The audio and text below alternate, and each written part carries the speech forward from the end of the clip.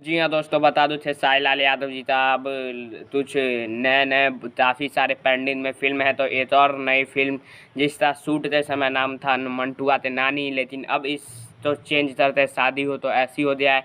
जिसका first look काफ़ी दिनों पहले रिलीज हुआ था, जो कि आप देख सकते हैं अपने इस सीन पर।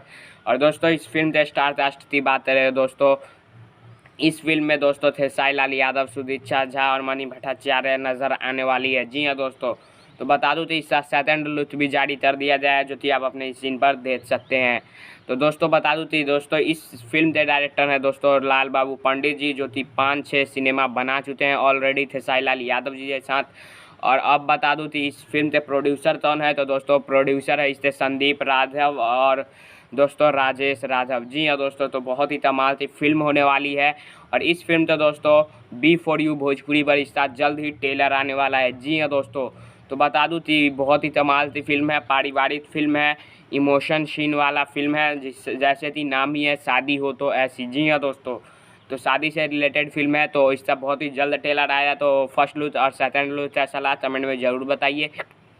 वीडियो लाइक कर दीजिए, चैनल को सब्सक्राइब कर दीजिए इसी तरह से वीडियो पाने के लिए। तो मिलता हूँ किसी नए वीडियो में, तब तक के लिए जय हिंद जय भारत।